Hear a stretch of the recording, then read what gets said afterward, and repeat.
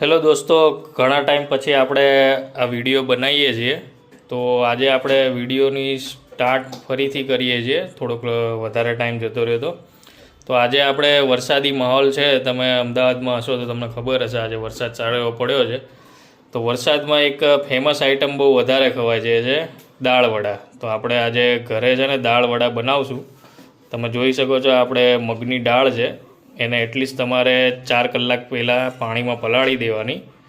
અને અંદર આ મરચાં છે જે એ આપણે ક્રશ કરીને પછી આનું એક બેટર બનાવશું. તમને હું બતાવીશ બેટર મિક્સરમાં કઈ રીતે બનાવું. તો તમારે દાળ વડા બનાવવા હોય તો એટલીસ્ટ 3 થી 4 કલાક પહેલાં મગની દાળને પાણીમાં પલાળીને રાખવાની.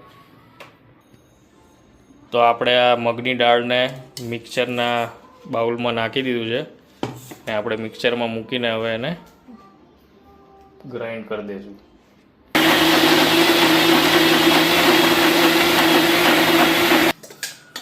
તો આપણે આ ક્રશ કરી દીધું છે, તમે જોઈ શકો છો દાળને.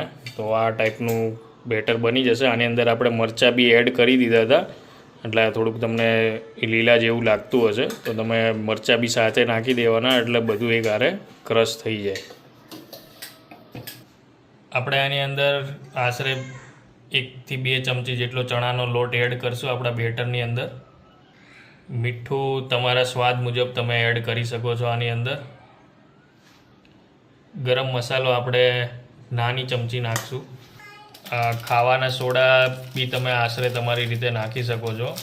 અડધી ચમચી જેવા આમાં એડ કરવાના છે.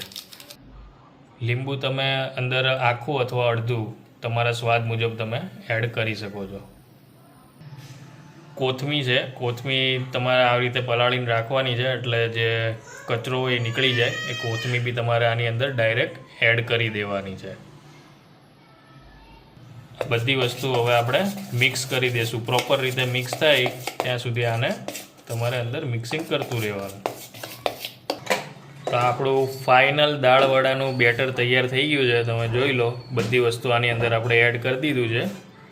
હવે આપણે દાળ વડા બનાવવાના.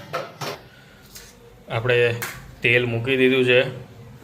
તેલ હવે જેવું ગરમ થઈ જાય એટલે આપણે દાળ વડા બનાવવાના સ્ટાર્ટ કરશું. આપણે દાળ વડા તેલમાં એડ કરવાનું સ્ટાર્ટ કરી દીધું છે.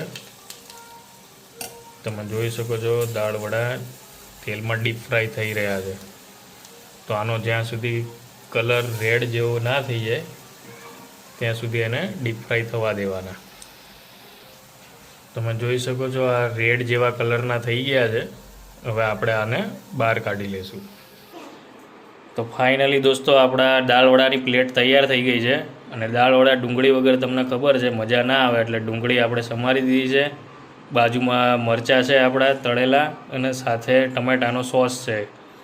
તો મસ્ત મજાના દાળ વડા આ વરસાદી સિઝનમાં બનાવો. અને અમારી ચેનલને હજી સબસ્ક્રાઈબ ના કરી હોય તો સબસ્ક્રાઈબ જરૂરથી કરો, લાઈક કરો, શેર કરો અને કોમેન્ટ કરો.